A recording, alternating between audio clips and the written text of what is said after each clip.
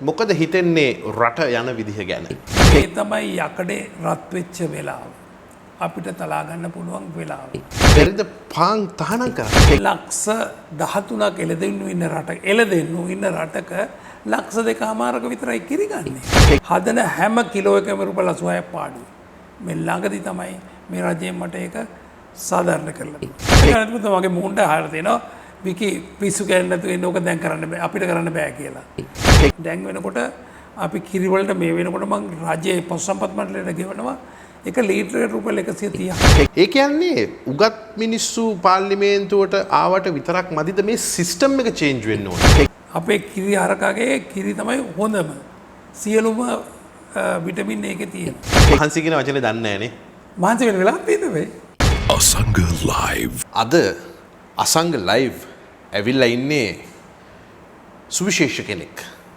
මේ සුවිශේෂයි කියන වචනේ අපි නිතර භාවිතා කළත් ඔහු සැබවින්ම සුවිශේෂයි.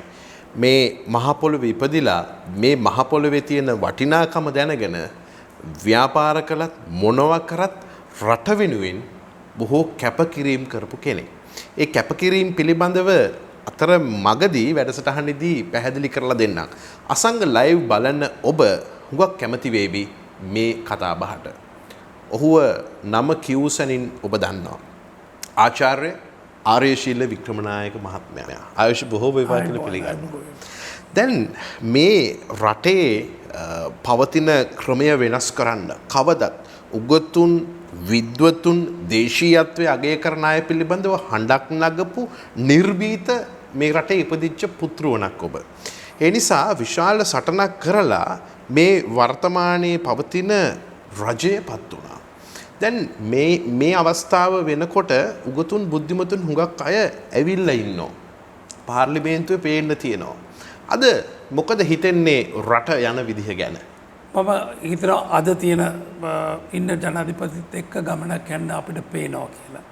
මම හිතනවා මේ අවස්ථාව කියලා. මීට කලින් රාජ්‍ය නායකයෙක් මේ තීන්දුව අරන් තිබුණේ නැහැ. නිකන් මම සිංහලෙන් කියනවා නම් වැනි තීන්දුව අරන් මේක එඩිතර තීන්දුව කරන් තියනවා නැහැ. අපි දේශීය ආර්ථිකයක් යනවා කියන උවමනාව මේ ජනාධිපතිට තියෙනවා.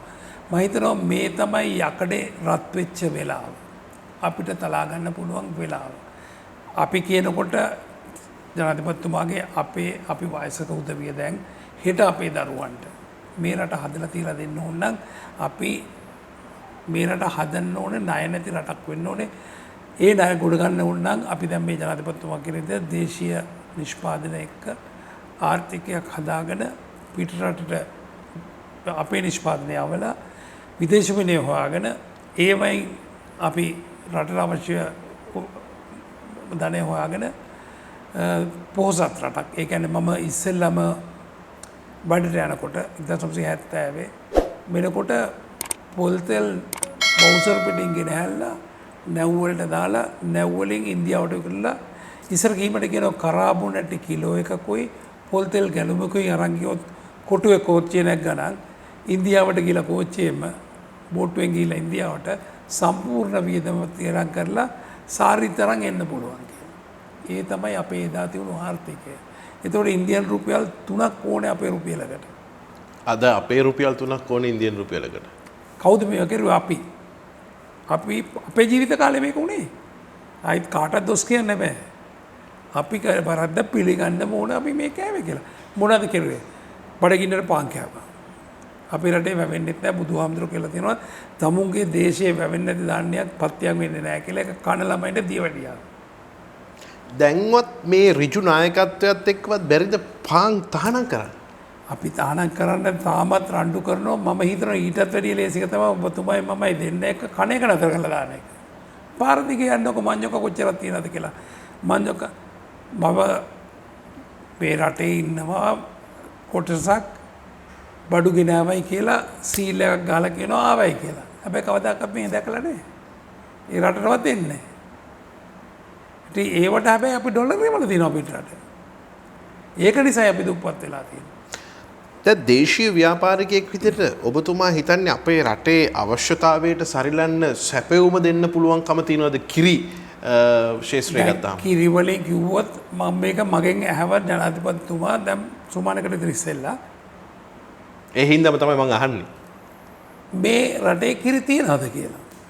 මම කොහොමද ජනාධිපතිතුමනි ලක්ෂ 13ක් එළදෙන්නු ඉන්න රටක ලක්ෂ 2මාරක විතරයි කිරි ගන්නේ. අනිත් ඒකෙනුත් අපි දැන් මෙච්චරක් කිරි හැදෙනවා නම් තව ලක්ෂ 2මාරක කිරි ගත්තොත් අපි ස්වයං පෝෂිතයි. එතකොට අපි පිටරට යවන්න එපයි. ඒකට පිටරටින් කිරි ගෙනල්ලා මේ දාලා හරියන්නේ නැහැ. අපිට ආවද නැද්ද ඌමනාද නැද්ද කියන එක නේද පිටරටින් ගෙනල්ලා දානවා. මේකට මේ සුපිරි වෙළඳ සැල්ල ඇතුළේ පොඩි මාෆියා එකක් තියෙනවද? මොකද කොයි වෙලාවෙ ගිහිල්ලා බැලුවත් මේ දේශීය කිරි ඉවර වෙලා හැමතිස්සෙම ඉවර වෙලා. ඒකේ නම් මම කාරණා දෙකක් දැන් දන්නවා. ඒගොල්ලන් ඒක හංගෙනවා. එකක් අනිත් එක අපේවා අපි සිංහලෙන් කියන උණ්ඩු කැවුම් වගේ හදපු ගම යනවා. දැන් අපි හැමදාම දවස ගානේ ටොන් 20ක් හෝ 30ක් මාකට් එකට දානවා. හෙට ඇලුවාම ආයිත් නෑ ඒක. ඉතින් පැය 24ෙම 365 දවසෙම අපි කිරි පිටි ගහනවා. අපි ඒක කොළඹට එවනවා මාකට් එකට එවනවා. ඒවා මිනිස්සුත් පරිභෝජනය කරනවා. ඉතින් ඒකත් එක්ක අපි රට දැන් ස්වයංපෝෂිත වෙලා තියෙන්නේ. අපිට තව හරක් කීප දෙනෙක් අල්ලකට ගන්න විතරයි තියෙන්නේ පිටරට කිරි යවන්න. ඉතින් ඒකයි දැන් වෙන්න ඕන බටර් නම් දැනුත් පිටරට යවන්න අතිරික්තයක් තියෙනවා. මේ සඳහා රජයේ දායකත්වය කොහොමද දැන් ජනාධිපතිතුමා ප්‍රශ්නයක් ඇහුවා මම කියනවා මට මොනම දායකත්වයක් ඒ රජයෙන්වත් මේ රජයෙන්වත් මේ දැන් ජනාධිපති වෙනකන් තිබුණේ නැහැ. හැමදාම පිටරට කම්පැනි වලින් ඉල්ලනවා මිල වැඩි කරන්න. මිල වැඩි කරනවා දේශීය කම්පැනිට මිල වැඩි කරලා දෙන්නේ නැහැ. ඉතින් මට විකුණන්න බෑ. ඇයි මගේ ඒක හදන විදිහට වැඩ කිරිවල මිල ගෙව්වාම මට කිරිවලට ගන්න බෑ. ඉතින් කිරිගොවියට සල්ලි දෙන්න ඕන දවස් 14න් 14ට. ඒක කිව්වෙන් පස්සේ මට මොනවත් කරගන්න හැමදාම මෙතෙක්කල් හදන හැම කිලෝ එකම රුපියල් 86ක් පාඩුයි. මේ ළඟදී තමයි මේ රජයෙන් මට ඒක සාධාරණ කරලා දුන්නේ. දැන් වෙනකොට අපි කිරිවලට මේ වෙනකොට මම රජයේ පොත් සම්පත් මණ්ඩලයට ගෙවනවා එක ලීටරයකට රුපියල් 130ක්. ඉතින් 100 දක්වා අටමාරක් ඕන කිරිපිටි කිලෝයක් හදන්න. එතරම් 1000 ගණක් වෙලානේ. ඉතින් මම විකුණන්නේ 925ට නේ. ඉතින් මට ඒත් පාඩුයි. ඉතින් ඒත් අපි මේක පිටරටියන් මෙතනින් යනකම්ම ගහනවා මේ කතාව. නතර නොකරම මේ වැඩේ කරනවා. මේක අපි කරා ගන්න ඕනේ. මොකද අපේ ආර්ථිකය. අපේ මේ පිටරට යන ඩොලර් මිලියන 400 කියන්නේ අර හදන්න ඕන නැගෙනහිර ජැටිය නම් ඒකට ඕන සල්ලි වලින් භාගයක් මෙතන ඉතුරු වෙලා. නැගෙනහිර ජැටිය දෙන එකයි මේකේ අතර ලොකු සම්බන්ධයක් නැහැ. එතෙන්ට කොහොම හරි මේ කතාව ආවා. දන්නේම නැතුව. ඒ ගැන ඔබේ අදහස මොකද්ද? මොකද මේ නෑ වරාය ගණ කර්මාන්තය ගැන මම අවුරුදු 50ක් දන්න කෙනෙක්. ඔබ හොඳට දන්න කෙනෙක්. හොඳටම දන්නවා. ඒක ගැන ඒක නිසා තමයි මම ගිහිල්ලා හම්බන්තොට වරාය පටන් ගත්තේ. මේ වරාය පොඩි නිසා. දැන් අපි කොච්චර උඩ බැන්නත් ඔය වරායේ හොඳට තව මිලියන 5ක් වැඩි කරන්න පුළුවන් වෙයි. ඊට පස්සේ කොහෙද යන්නේ? එතකොට අපි හම්බන්තොට යන්න ඕනේ. එතකොට අපිට මේ කතා කරන්නේ කන්ටේනර් මිලියන 50ක් 60ක් දවස ගානේ ගනුදෙනු කරන මහා විශාල කර්තව්‍යයක් කියන තැනක්. ඒකට අපි ගාව තියෙන හම්බන්තොට වරාය හදාගෙන යනවා. මම අහලා දිනවා හම්බන්තොට වරාය යෝජනා ගෙනාවම එවකට ජනාධිපතිතුමා ඇහුවා මේක කරන්න පුළුවන් වැඩක්ද කියලා. නෑ ජනාධිපතිතුමාගේ මූණට අහලා තියෙනවා විකි පිස්සු ගෑන්න නැතුව ඉන්න ඕක දැන් කරන්න බෑ අපිට කරන්න බෑ කියලා. එහෙම කියලා ඉවරලා පස්සේ එතුමා ජනාධිපති වුණායින් පස්සේ වැඩේ කරන්න පොරොන්දු වෙලා කතා කරලා මට කියලා එතකොට චීනෙට ගිහිල්ලා සල්ලි හොයාගෙන ඇවිල්ලා තමයි පටන් ගත්තේ. ඒත් දැනටත් අපි කරලා තියෙන 110ක් විතරයි. මම පොත් ලියලා තියෙනවා ශැංග්‍රීලා හෝටල් හැදෙනවා කියලා එතන. ඒ වගේ 100ක් හැදෙනවා කියලා මේ වරාය හැදුවාම. ලංකාවේ තියෙන පොහොසත්ම නගරේ හැදෙන්නේ. අපි ඊටමත් ඉක්මනට කරන්න ඕනේ වැඩක්. වියතුන් උගතුන් පාර්ලිමේන්තුවට ඇවිල්ලත් සමහර වෙලාවට ලොකු කනස්සල්ලක් තියෙන දේවල් තියෙනවනේ. ඒ කියන්නේ උගත් මිනිස්සු පාර්ලිමේන්තුවට ආවට විතරක් මදිද මේ සිස්ටම් එක චේන්ජ් වෙන්න ඕනේද? අපි අරාබිකරේ වගේ වැලි කතරක් නෙවෙයි.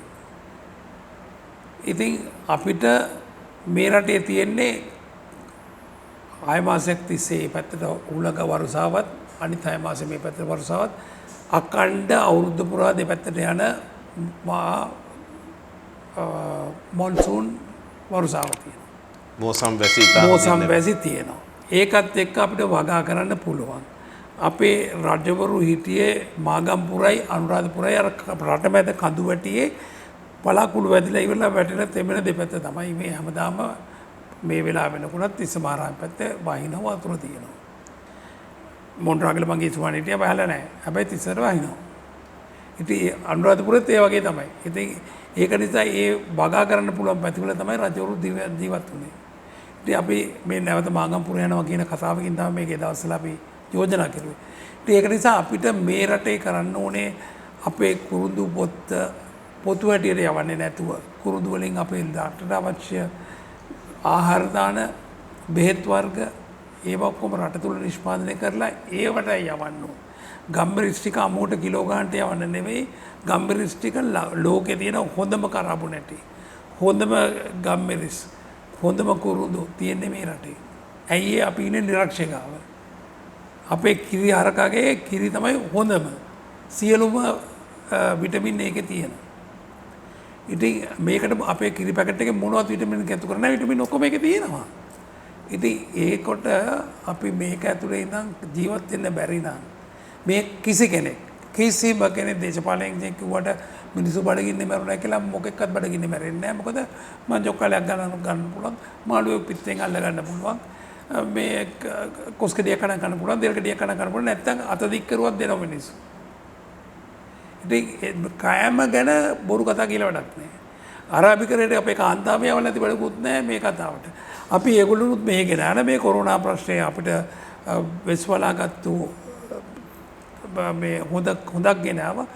ඒකෙන් අපි ඒගොල්ලන් මෙහෙ ගෙනල්ලා අපි මේ මාළු ඇති කරමු මාළු බව අදමු කිරි හරක් ඇති කරමු කිරි මේ කරමු මේ කර්මාන්ත මේ කරමු. රට වටේම මුහුද තියෙන දූපතක්නේ අපි. හැබැයි මෙච්චර කාලයක් අපිට කරගන්න බැරි වෙච්ච දෙයකට අත තියලා තියෙනවා ආරම්භය ලබා දීලා තියෙනවා ඔබ. අනිවාර්යයෙන්ම ඔව්.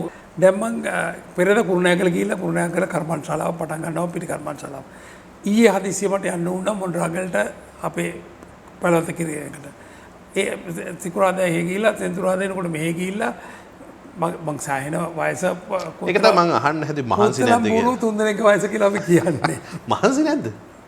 මහන්සි කියන වචනේ දන්නේ නැහැ නේ. මහන්සි වෙන වෙලාවක් තියෙද වෙයි. මහන්සි වෙන වෙලාවක් නැහැ. ඒකනේ වැඩ යම වෙලාව. ඉතින් ඒක නිසා අපි මේ බොහොම උනන්දුවෙන් අපි එදා අපි රට යන කාලේ ඩොලර් එක තුන රුපියල් 4 මේ ඩොලර් එක ගෙනියන එක මගේ ඒකායන අරමුණ. ඒක කාටවත් නතර කරන්න බෑ අපි කරන්නම ඕනේ. මම මේ වෙනකොට මිලියන කිලෝ රුපියල් මිලියන 2ක් මාළු දුන්නාම මසල්ලි දුන්නාම ඒකට මාළු දෙනවා මට. ওই මාළු ටික මම කෑන් කරනවා. කෑන් කරුවෙන් පස්සේ මම ඒගොල්ලන්ට කොටසක් දෙනවා. අනිත් තුනෙන් දෙක මම විකුණනවා. අර කෑන් කොටෙන් මට ඒගොල්ලන් විකුණලා ගන්න සල්ලි වලින් මට මාළු වල්ලලා ආපහු දෙනවා. ඒතර මම පළවෙනි දාර විතරේ මාළු වලට සල්ලි දෙන්නේ. ඊළඟ පාර දෙන්නේ මාළු වලින් කොටසක් විතරයි.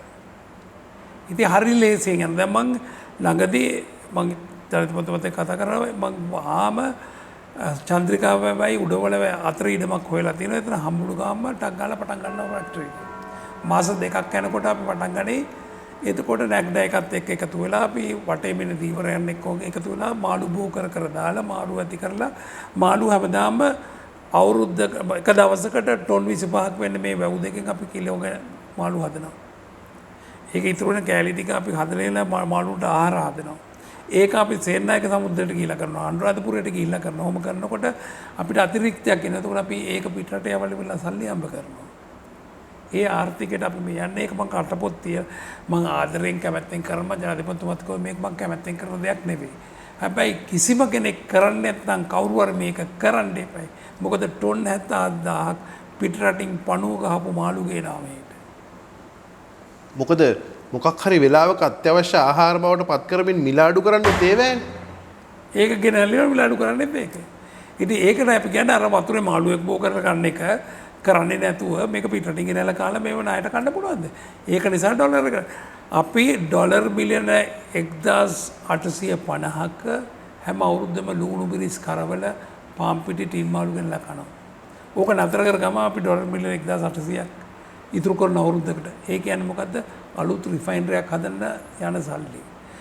අලුත් රිෆයිනරියක් හදන්න අවුරුදු 3ක් යනවා. ඒ 3ක් යනකොට අර 1000 මිලියන ඩොලර් මිලියන 1850ව 3ක් ඉතුරු වෙලා. ඩොලර් 5400ක් වෙලා මිලියන. පොහොසත් රට කොහොමද අපිට උපත් කියලා කියන්නේ? මේ අපෙන් පස්සේ මේ රට බාර ගන්න දරුවන්ට මේක යහපත් රටක් කරන්න පුළුවන් සේවාවක් අපිට පේනවද? රටේ දරුවන් වෙනුවෙන් මේ ව්‍යායාමය කරන්නේ විශ්වවිද්‍යාල ළමයින්ට ගිහිල්ලා කතා කරන දේශනවල කියලා සතයක් අය කරන්නේ ගිහිල්ලා කරන්නේ අපේ රටේ හෙට දරුවන්ට තියෙන ආදරයටමයි. වෙන කිසිම හේතුවක් පුද්ගලික මම ඉන්ජිනේරු සංස්ථාවේ සභාපති හැටියට ඉඳලා සම්පත්ති සභාපති හැටියට ඉඳලා විශ්වවිද්‍යාල කවුන්සිල් එක දැන්ටත් ඉන්නවා විශ්වවිද්‍යාල ග්‍රාන්ට් කමිෂන් එකේ කවුන්සිලේ සත පහක එතනින් දෙන තේකෝපේ ඇර මොනවත් මම තල්ලි කරන්නේ නැහැ. ඒක මේ ජාතික අවශ්‍යතාවයක් මට කැම දෙයියෝ දීලා තියෙනවා. ඉතින් මට කන්න තියෙනවා. ඒකට තමයි ප්‍රශ්නයක් නෑ. වත්තේ ඇවිද්දාම කෑවා. ඉතින් කිසි ගැටලුවක් නැහැ. ඉතින් ඒක නිසා අපිට මේ රට දරුවෝ වෙනුවෙන් හැදලා යාමේ ඒකායන අරමුණ තියෙනවා. ඔබතුමත් මමත් අපි ඔක්කොම එකතු වෙලා මේ වැඩේ කරන්නම ඕනේ. මේ ඒ යකඩේ රැස් වෙච්ච වෙලාව ඉන්න ජනාධිපතිත් එක්ක. මේ රටේ ජීවත් වෙන ජනතාවගේ තුර ඉන්නේ විවිධ දේවල් මතුවලා එන්නේ. දැන් නැගෙනහිර ජටියේ ප්‍රශ්න වෙලාවෙත් මිනිස්සු පාරට බහිනවා, කෑ ගහනවා. මේ වැනි දේවල් අපි දකිනවා. ඒ නිසා ජනතාවගේ හැසිරීම මේ වෙලාවේ ඊටාම රටට ආදරය කරන කෙනෙක් විදිහට ඔබ කියන්නේ ජනතාව හැසිරෙන්න ඕනේ කොහොමද? අපි මේ වෙලාවේ අපි මේ ළමයි ලව්වා රටේ ඉන්න වැඩිහිටියන් හැදුවල විද්වතුන් වඩා මේ වෙලාවේ මේ වැඩේ කරගන්නම ඕනේ. මේ ඩොලර් එක පල්ලෙහාට ගෙනුල්ලා ණය නැති රට කියන්නේ ඩොලර් එක 200 ගානේ තිබිලා 180 ගානකට බැස්සාම රුපියල් 20ක් අඩු වෙනව ණයෙන්. එතකොට 110ක් අඩු වුණායින් පස්සේ අර තියුණ ණය 110 බිලියන ගණන් වලින් ණයකින් තියෙන ඩොලර් එක රුපියල් 4ට බැස්සා කිව්වන්නකො. රුපියල් කීයද? එතකොට අපි ගෙවන්න ණයක් නැහැනේ. අපි එදා පාන් කෑවෙත් රුපියල් 4ට. එහෙනම් අද කාල් ගෙවන්න තියෙන්නේ රුපියල් 4යි. දැන් අපි 200 ගාණක් ගෙවන. තමන්ගේ පෞද්ගලිකත්වය පසක තියලා කතා කරන්නේ මේ රටත් එක්ක බැඳුණු මං හිතන්නේ සංසාරගත බැඳීමක් තියෙන හින්දා.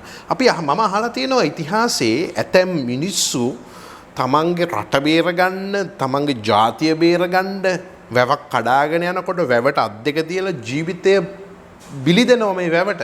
එහෙම බිලිදීලා ඒ අය දේවත්වයෙන් සලකනවා. ඔබට ජීවිතේ බිලිදුන්න වගේ තුන් පාරක් සුද්දෝ hina වෙද්දී ඔබ කිමිදෙනවා ජීවිතේ අතහැරලා දාලා.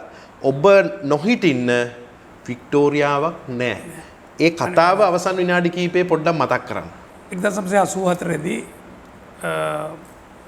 ඉංගලන්ත මහරජාණන් ඇවිල්ලා මුල් කළ තියලා පටන් ගත්තු වික්ටෝරියා අපේ රටට දීපු ආධාරයක්.